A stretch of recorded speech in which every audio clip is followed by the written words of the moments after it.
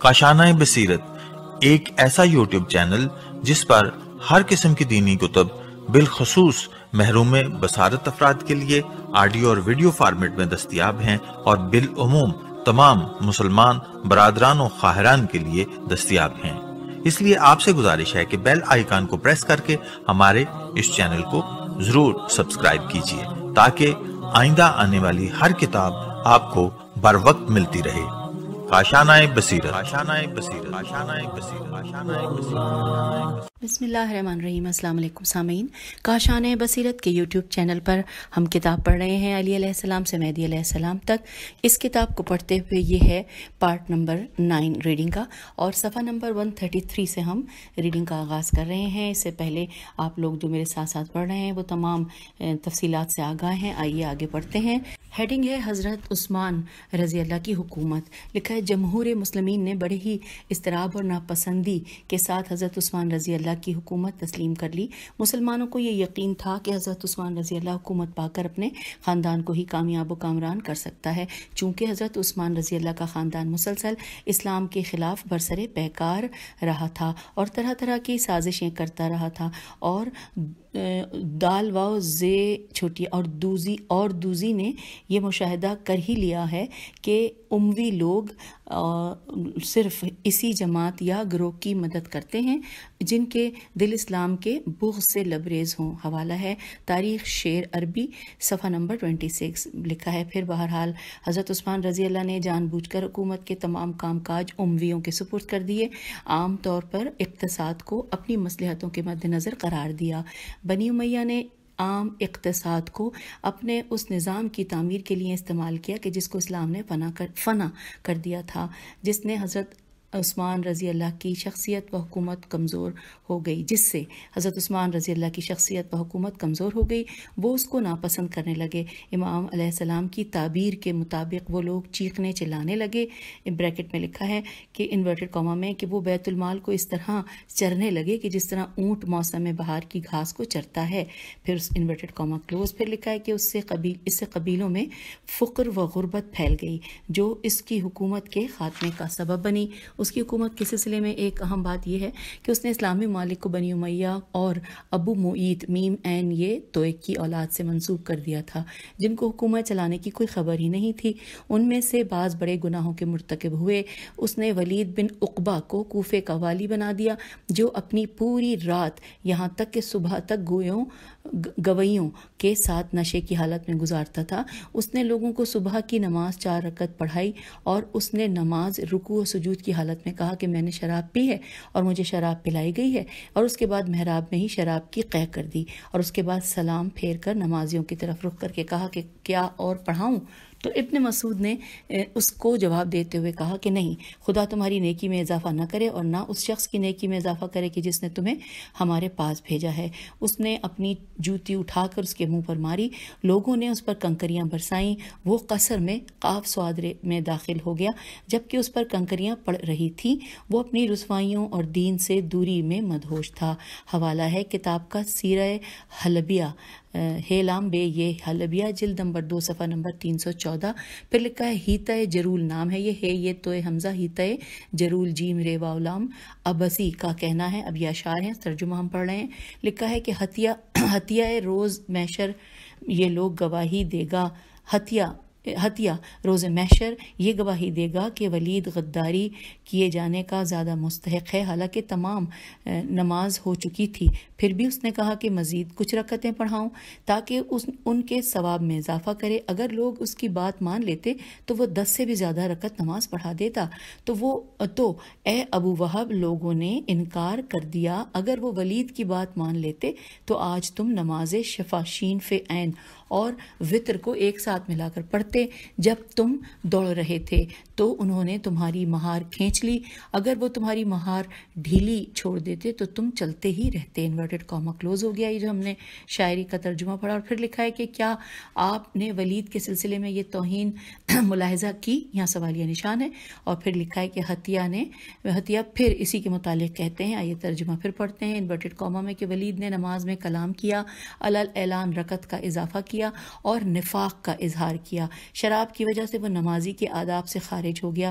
جب سب نماز کامل کر چکے، اس نے بلند آواز میں کہا کہ کیا میں مزید رکعتیں پڑھاؤں، اس شرط پر کہ تم میری تعریف کرو، کیونکہ تم میں اور مجھ میں کوئی اخلاق پسندیدہ نہیں ہے۔ Inverted comma close.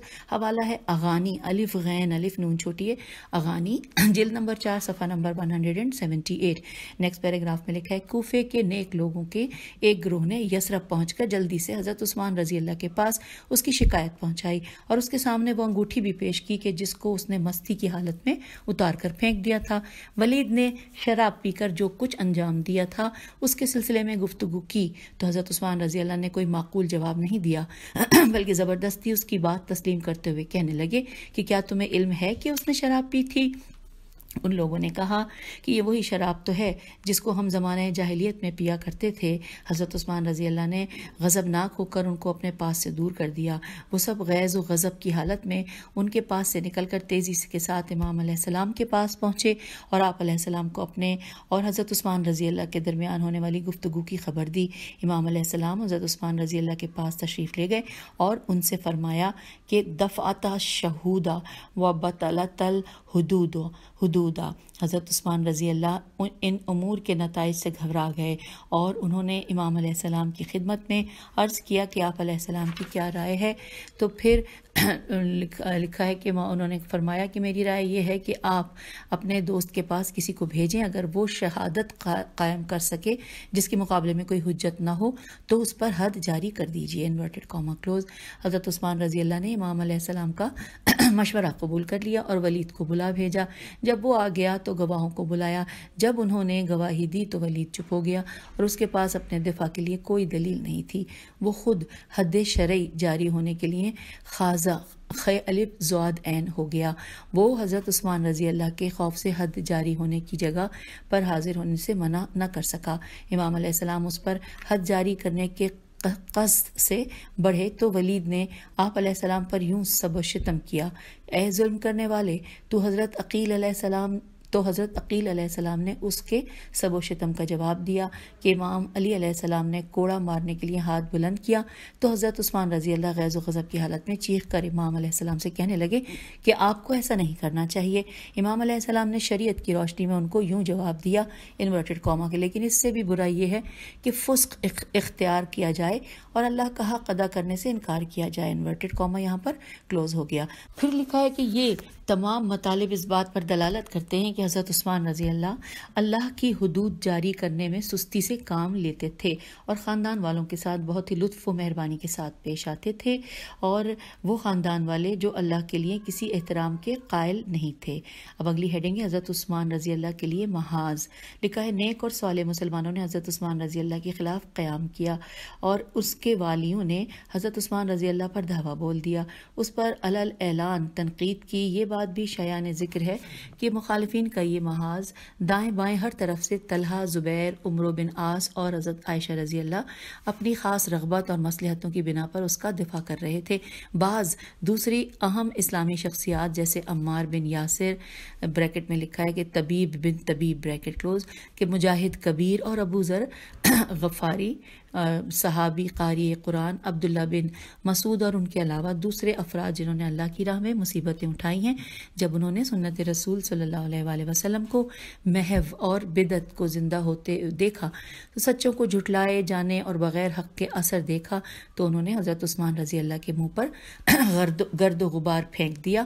ان کو ان کی سیاست کی سزا دینے کی غرض سے اس سے راستہ بدلنے اور امویوں کو حکومت کی باغ دوڑ سنبھالنے سے دور کرنے کا مطالبہ کیا، اور ان کا اس تنقید میں اسلام کی خدمت کے علاوہ اور کوئی مقصد نہیں تھا، لیکن اس کا مثبت جواب نہیں ملا۔ حضرت عثمان رضی اللہ پر، اچھا اب اگلی ہیڈنگ آ گئی ہے، حضرت عثمان رضی اللہ پر حملہ۔ لکھا ہے جب حضرت عثمان رضی اللہ کے سامنے پیش کیے گئے حضرت عثمان رضی اللہ کے سامنے پیش کیے گئے تمام مسائل واضح ہو گئے اور ان کا کوئی حل نہ نکل سکا تو انقلاب کے شعلے بھڑک اٹھے۔ انقلابیوں نے اس کا محاصرہ کر لیا اور اس سے حکومت واپس کرنے کا مطالبہ کیا تو انہوں نے ان کو کوئی جواب نہیں دیا۔ انہوں نے اس سے مروان اور بنی امیہ کو دور کرنے کا مطالبہ کیا تو انہوں نے ان سے منہ موڑ لیا۔ اموی اس سے شکست کھا گئے اور اس کو تنہا چھوڑ دیا تو مسلمانوں نے اس پر حملہ کر دیا، جن میں آگے محمد بن ابی بکر تھے۔ انہوں نے آگے بڑھ کر حضرت عثمان رضی اللہ کی داڑھی پکڑ کر کہا کہ اے ناصل، نون این سیلام، ناصل اور بریکٹ میں اس کے مطلب لکھیں احمق، خدا تجھے رسوا و ذلیل کرے۔ حضرت عثمان رضی اللہ نے جواب دیا کہ میں ناصل نہیں ہوں لیکن اللہ کا بندہ ہوں اور امیر المومنین ہوں۔ محمد رضی اللہ بن ابی بکر نے ان سے کہا کہ کیا معاویہ کو اپنے سے دور نہیں کریں گے، اور اس کا محاصرہ کرنے والے بنی امیہ کو گننا شروع کر دیا۔ حضرت عثمان رضی اللہ نے محمد بن ابی بکر سے گریہ ازاری کرتے ہوئے کہا کہ اے بھتیجے، تم میری داڑھی چھوڑ دو، کیا جس داڑھی کو تم پکڑے ہوئے ہو تمہارا باپ اس داڑھی کو پکڑتا تھا؟ یہاں سوال یا نشان ہے۔ پھر لکھا ہے محمد رضی اللہ بن ابی بکر نے ان کو یوں جواب دیا کہ میں تمہارے ساتھ جو بدسلوکی کرنا چاہتا ہوں وہ داڑھی پکڑنے سے زیادہ سخت ہے۔ تو پھر محمد بن ابی بکر نے اپنے ہاتھ میں لیا ہوا نیزہ حضرت عثمان رضی اللہ کے پیٹ میں گھونپ دیا اور پھر ان کے جسم پر انقلابیوں کی تلواریں ٹوٹ پڑیں، ان کا جسم زمین پر گر پڑا۔ بنی امیہ اور آل ابی معیط میم عین یہ توئے سے لے کر نجد نون جیم دال تک کسی نے بھی آہو بکا نہیں کیا۔ انقلابیوں نے ان کی بہت زیادہ توہین کی، ان کا جسم رسوا کن مقام پر لا کر ڈال دیا۔ انہوں نے ان کو دفن تک نہ کیا، یہاں تک کہ جب امیر المومنین علیہ السلام نے ان کے دفن کے سلسلے میں فرمایا تو انقلابیوں نے ان کو دفن کیا۔ اس طرح خوفناک حالات میں حضرت عثمان رضی اللہ کی زندگی کا خاتمہ ہوا۔ ان کے قتل سے مسلمانوں کا بہت سخت امتحان ہوا کہ ان کے لیے ہمیشہ فتنے اور مصیبتیں ان کے گلے کا ہار بن گئے۔ اور پھر لکھا ہے کہ امویوں جیسے طلحہ، زبیر اور حضرت عائشہ رضی اللہ نے ان کے قتل سے فائدہ اٹھاتے ہوئے ان کے خون کا مطالبہ کیا۔ ان کو اپنے فائدے کے لیے ایک بہانہ مل گیا، انہی لوگوں نے اس کی تجہیز و تکفین کی تھی۔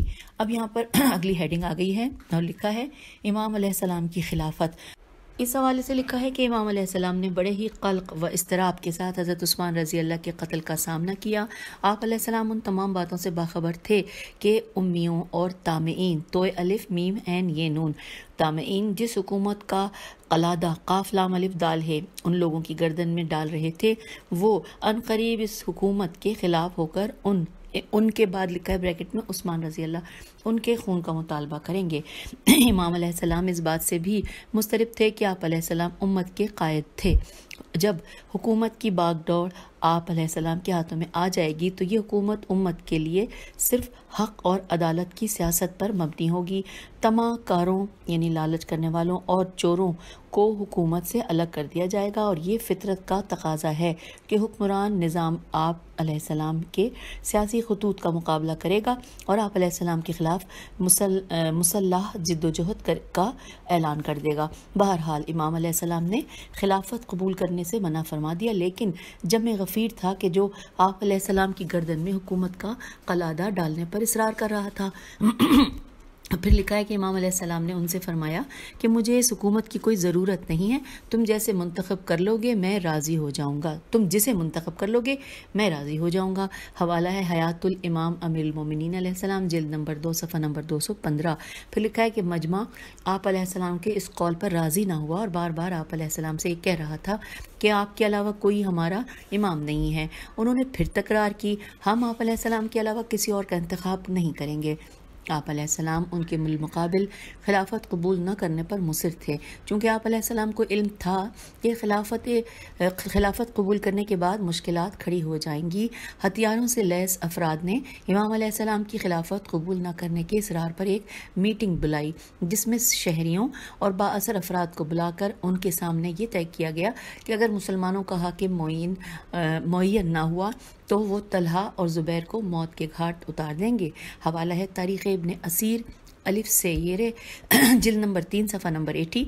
और फिर लिखा है कि मदनी ये कहते हुए आगे बढ़े कि बैत जब हम मुख्तलिफ मुसीबतों वाले इम्तहान में मुब्तला हो गए, यहाँ पे इन्वर्टेड कॉमा क्लोज हुआ। फिर लिखा है कि इमाम अलैहिस्सलाम को ये जवाब देकर इनकार पर मुसर इमाम अलैहिस्सलाम उनको ये जवाब देकर इनकार पर मुसर रहे कि मुझे छोड़ दो और खिलाफत के लिए मेरे अलावा किसी और को तलाश कर लो।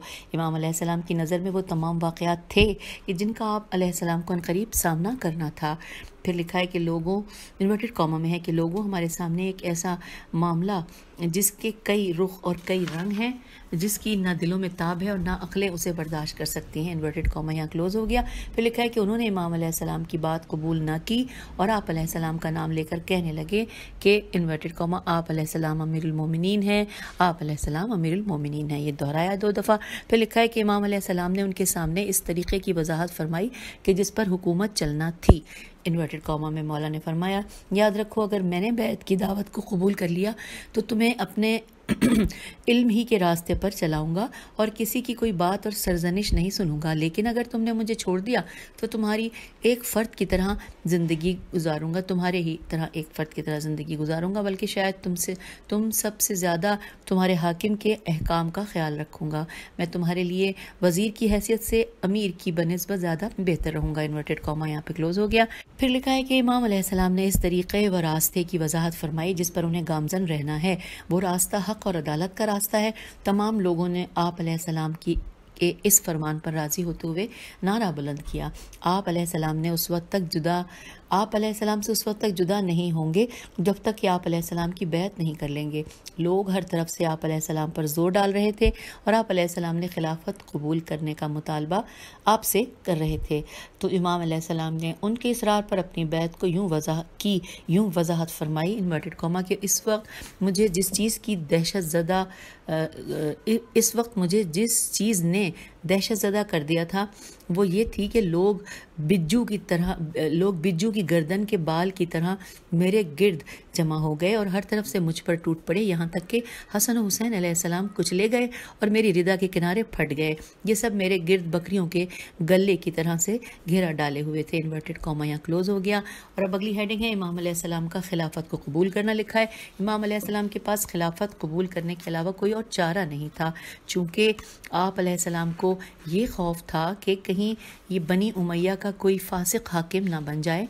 लिहाजा आपने फरमाया, इन्वर्टेड कॉमा, खुदा की कसम मैंने खिलाफत इस खौफ से कबूल की है कि कहीं बनी उमैया का कोई बकरा उम्मत की खिलाफत को उचक ले और फिर किताब खुदा के साथ खिलवाड़ करे। इन्वर्टेड कॉमा क्लोज हो गया। हवाला है अक़दुल फरीद, जिल्द नंबर 2 सफ़ा नंबर 92। फिर लिखा है मजमा जामे आज़म की तरफ दौड़ कर आया और उन्होंने इमाम अलैहिस्सलाम का तकबीर और तहलील के साए में इस्तकबाल किया। तलहा ने इसी अपने शल हुए हाथ से बैत की जिसके ज़रिए उसने अहद इलाही का नून काफ ज़ाद नक्स किया। फिर लिखा है कि इमाम अलैहिस्सलाम ने उसको बदशगुनी तसव्वुर करते हुए इरशाद फरमाया कि बैत तोड़ना तो तुम्हारी पुरानी आदत है। फिर लिखा है कि तमाम लोगों ने आप अलैहिस्सलाम की बैत की क्योंकि ये अल्लाह और उसके रसूल की बैत थी। आम बैत तमाम हो गई जिसकी मानंद कोई एक खलीफा भी बैत लेने में कामयाब नहीं हो सका था, जिससे मुसलमानों की खुशी का कोई ठिकाना न रहा। फिर लिखा है कि इमाम अमीरुल मोमिनीन अलैहिस्सलाम फरमाते हैं, इन्वर्टेड कॉमा, कि तुम्हारी खुशी का ये आलम था कि बच्चों ने खुशियाँ मनाई, बूढ़े लड़खड़ाते हुए कदमों से आगे बढ़े, बीमार उठते बैठते हुए पहुंच गए और मेरी बैत के लिए नौजवान लड़कियां भी पर्दे से बाहर निकल आईं। Inverted comma close. दुनिया इस्लाम में हमेशा के लिए अदालत और हक का परचम लहरा दिया गया और इस्लाम को इसका असली और हकीकी मलजा मावा मिल गया। अब आइए पढ़ते हैं, हेडिंग है इमाम अलैहिस्सलाम के सख्त फैसले। लिखा है इमाम अलैहिस्सलाम ने हाकिम होते ही मंदरजा झैल कवानीन मुअय्यन फरमाए। ये कुल 5 कवानीन हैं। नंबर 1, वो तमाम ज़मीनें वापस ली जाएं जो उस्मान रज़ी अल्लाह ने बनी उमैया को दी थीं। नंबर 2, उन अमवाल को वापस कराया जो हज़रत उस्मान रज़ी अल्लाह ने बनी उमैया और आले अबू मोईत मीम एन ये तोए को दिए थे। नंबर 3, हज़रत उस्मान रज़ी अल्लाह का तमाम माल यहाँ तक कि उनकी तलवार और ज़िरा को भी ज़ब्त कर लिया था। پھر لکھا ہے نمبر 4 کے تمام والیوں کو معزول میم عین زے والا معزول کیا چونکہ انہوں نے زمین پر ظلم و جور اور فساد پھیلا رکھا تھا۔ نمبر 5 کے مسلمانوں اور وطن میں رہنے والے غیر مسلمانوں کے ساتھ مساوات سے کام لیا، اور یہ مساوات مندرجہ ذیل امور پر مشتمل ہے۔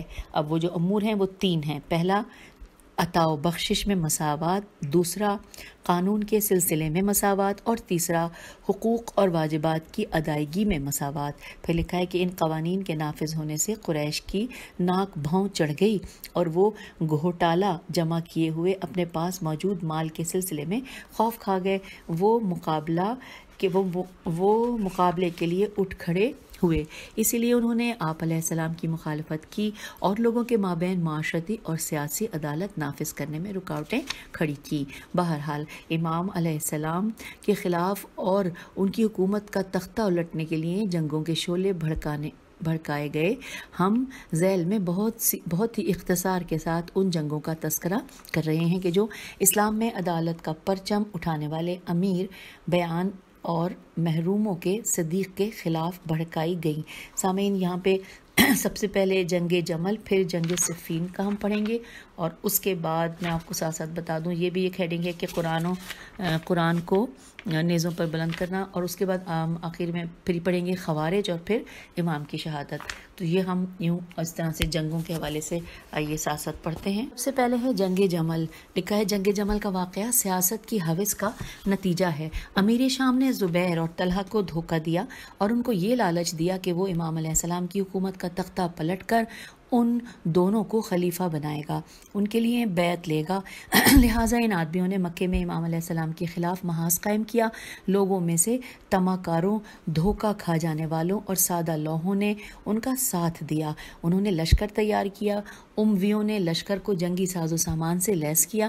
انہوں نے ان پر حضرت عثمان رضی اللہ کی حکومت کے دور میں جو مال والیوں کے عنوان سے بیت المال سے چرایا تھا وہ خرچ کیا۔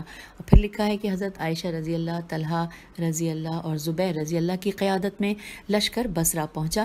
جب امام علیہ السلام کو اس بات کی اطلاع ہوئی تو آپ علیہ السلام نے فیصلے کی خاطر اپنا لشکر روانہ کیا، تو دونوں لشکروں میں گھمسان کی لڑائی ہو گئی۔ طلحہ اور زبیر قتل کر دیے گئے تو لشکر کی قیادت حضرت عائشہ رضی اللہ کے ہاتھوں میں آ گئی۔ لشکر نے ان کے اونٹ کو گھیر لیا، ان کے پیروں کو کاٹ دیا، جس کے اطراف میں لاشیں ہی لاشیں پڑی تھیں۔ حضرت عائشہ رضی اللہ کا اونٹ زخمی ہو کر زمین پر گر پڑا، ان کا لشکر شکست کھا گیا۔ اس جنگ میں بہت زیادہ نقصان ہوا۔ مسلمانوں کی صفوف صاد فے واو فے میں بھی نقصان ہوا اور ان کے درمیان تفرقہ اور دشمنی پھیل گئی، اور بصرے والوں کے گھر حزن و علم اور ماتمی لباس میں تبدیل ہو گئے۔ اب دوسرے نمبر پہ لکھا ہے جنگ صفین، کیونکہ انہوں نے کہا تھا ہم مختصراً پیش کر رہے ہیں۔ جنگ صفین کے حوالے سے امام علیہ السلام جنگ جمل کے بعد کچھ آرام نہیں کر پائے تھے کہ آپ علیہ السلام کو ایسے دشمن نے آزمایا کہ جس نے پوری انسانیت کو مفلوج کر کے رکھ دیا تھا، جو نفاق اور مکر و فریب کے ہتھیار سے لیس تھا اور ان صفات میں ماہر تھا۔ وہ امیر شام کو کسرا عرب، کاف سین رے چھوٹی کھڑا الف ہے اور پھر عرب، اور یہ انورٹڈ کاما میں لکھا ہے۔ جو ہم جملے کو دوبارہ پڑھتے ہیں کہ وہ امیر شام کو کسرا عرب کے لقب سے یاد کیا جاتا، وہ امیر شام جس کو کسرا عرب کے لقب سے یاد کیا جاتا ہے، جس کو لوگوں نے اس کے صحیفہ اعمال پر نگاہ ڈالے بغیر شام کی حکومت دے رکھی تھی، جس کا قرآن کریم نے شجرہ ملعونہ کے نام سے تعارف کرایا ہے۔ کیا لوگوں کو وہ جنگیں یاد نہیں تھیں کہ جو ابو سفیان اور بنی امیہ نے نبی اکرم صلی اللہ علیہ وآلہ وسلم سے لڑی تھیں، اور ان کو ابھی چند سال ہی گزرے تھے؟ اب آئیے یہاں پہ سوالیہ نشان ہے۔ پھر اگلے پیراگراف میں لکھا ہے کہ مسلمانوں نے کس مصلحت کی بنا پر اس کو شام کی حکومت کا مالک بنا دیا تھا، جو اسلام کا اہم علاقہ ہے، اور پھر لکھا ہے کہ اور اس اہم منصب کے لیے خاندان نبوت کی اولاد کو منتخب کیوں نہیں کیا، یا یہ منصب اوس اور خزرج کی اس خاص انتظامیہ کو کیوں نہیں دیا جس نے صاف طور پر اسلام کا ساتھ دیا؟ بہرحال امیر شام نے رسول اللہ صلی اللہ علیہ وآلہ وسلم کے بھائی اور باب مدینۃ العلم سے جنگ کرنے کے لیے صفین میں اپنا لشکر اتارا۔ اس کے لشکر نے امام علیہ السلام کے لشکر کو فرات سے پانی پینے سے روک دیا۔ اس کو انہوں نے اپنی فتح میں مدد سے تعبیر کیا۔ امام علیہ السلام نے بھی فیصلے کے لیے اس نافرمان اور جلدی فتنہ برپا کرنے والے مکار دشمن کا مقابلہ کرنے کے لیے اپنا لشکر اتارا۔ امام علیہ السلام کے لشکر کو اتنا اطمینان اور بصیرت تھی کہ وہ اللہ اور اس کے رسول صلی اللہ علیہ وآلہ وسلم کے دشمن سے جنگ کر رہے ہیں، لہٰذا جب وہ صفین پہنچے تو انہوں نے دیکھا کہ ان کے دشمن امیر شام کی فوج نے فرات کے تمام گھاٹ اپنے قبضے میں لے لیے ہیں اور امام علیہ السلام کے لشکر کو پانی پینے کے لیے کوئی گھاٹ نہ مل سکا، اور امیر شام کا لشکر امام علیہ السلام کے لشکر کو پانی سے محروم رکھنے میں مصر رہا، میم سوادرے، میں نے اس کو غلط پڑھا، مصر رہا۔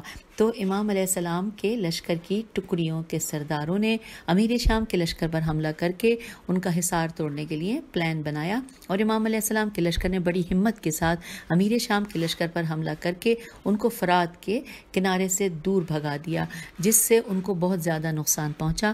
امام علیہ السلام کے لشکر میں موجود کچھ فرقوں کے سرداروں نے امیر شام کی طرح اس کے لشکر کو پانی دینے سے منع کرنا چاہا، تو امام علیہ السلام نے ان کو ایسا کرنے سے منع فرما دیا، چونکہ اللہ تعالیٰ کی شریعت میں ایسا کرنا جائز نہیں ہے، اور پانی سب کے لیے یہاں تک کہ کتے اور سوروں کے لیے بھی مباح ہے، میم بے الف ہے۔ اگلے پیراگراف میں ہے کہ امام علیہ السلام نے خون ریزی نہ ہونے کی وجہ سے امیر شام کے پاس اس کو صلح پر آمادہ کرنے کے لیے صلح کا پیغام دے کر ایک وفد روانہ کیا، لیکن امیر شام نے صلح قبول نہ کی اور وہ نافرمانی کرنے پر مصر رہا، لہٰذا دونوں فریقوں کے مابین جنگ کی آگ کے شعلے بھڑک اٹھے اور 2 سال تک اسی طرح بھڑکتے رہے۔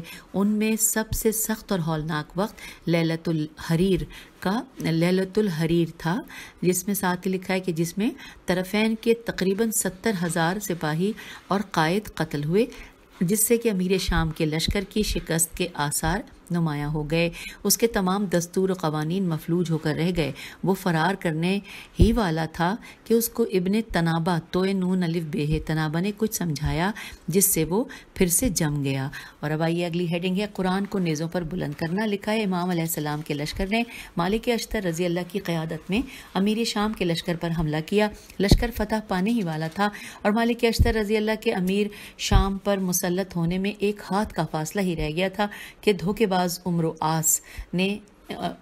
آس کی ہجے عین الف سواد عمرو آس نے امام علیہ السلام کے لشکر میں کھلبلی مچانے اور ان کی حکومت کے نظام میں تغیر و تبدل کا مشورہ دیا۔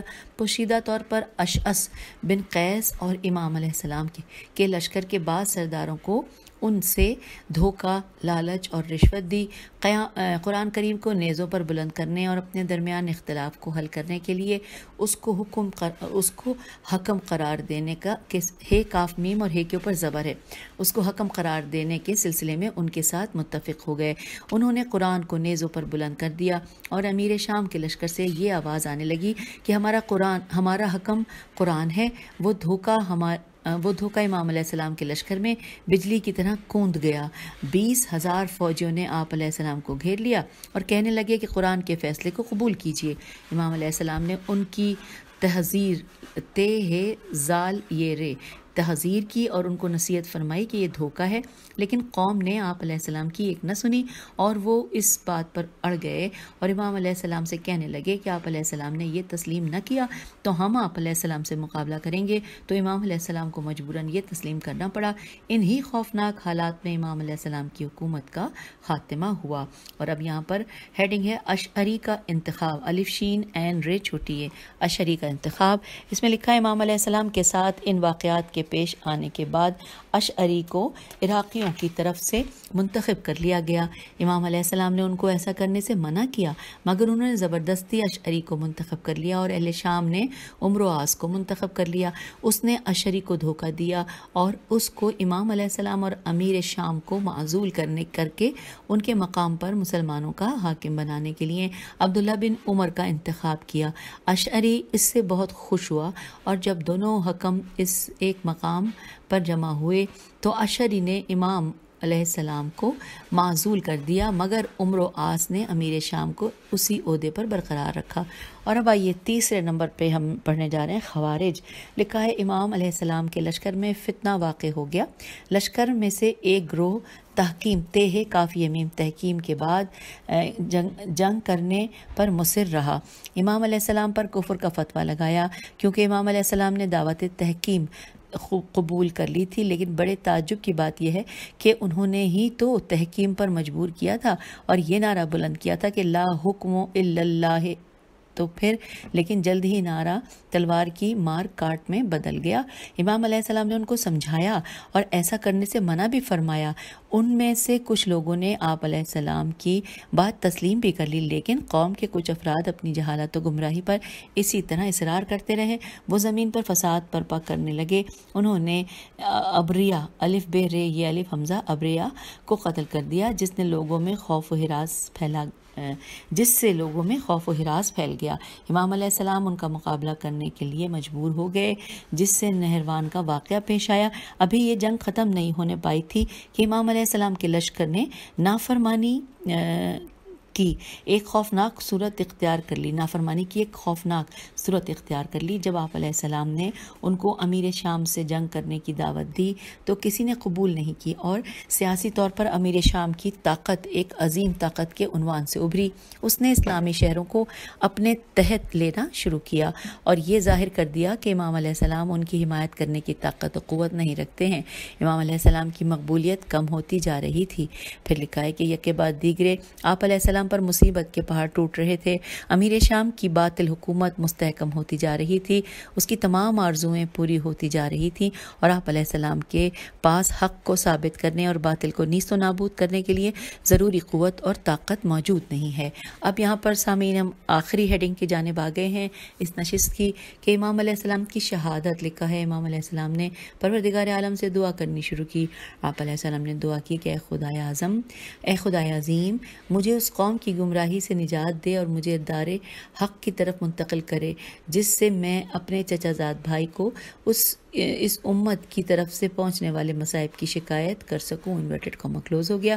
لکھا ہے اللہ نے آپ کی دعا مستجاب فرمائی، آپ کو ناقہ صالح کو پے کرنے والے ایک بدبخت شخص نے شہید کر دیا، اور جس کا نام عبد الرحمن بن ملجم لعین تھا۔ آپ امام علیہ السلام اللہ کے گھر میں محراب عبادت میں مشغول تھے۔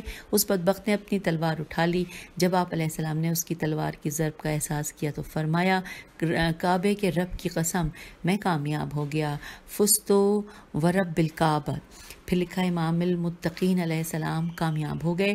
آپ علیہ السلام کی پوری زندگی اللہ کی راہ میں جہاد کلمہ حق کو بلند کرنے میں گزر گئے۔ سلام ہو ان پر جس دن وہ کعبے میں پیدا ہوئے، جس دن اللہ کے گھر میں شہادت پائی۔ آپ علیہ السلام کی شہادت کے حق و عدالت کے پرچم لپیٹ دیے گئے، جن ہدایت کے چراغ اور نور کی مشعلوں سے دنیا اسلام روشن و منور ہو رہی تھی، اور وہ خاموش ہو گئے۔ اور یہاں پر یہ والا چیپٹر مکمل ہوا، یعنی کہ جہاں پر ہم مولا علی کے حوالے سے جان رہے تھے، اور ساتھ ساتھ میں یہ بھی یہی کل 9 ہم نے پارٹس میں مولا علی کے حوالے سے جو بھی ہم نے حالات و واقعات پڑھے، اس میں اور بہت کچھ تھا، وہ آپ نے یقیناً سب نے سنا۔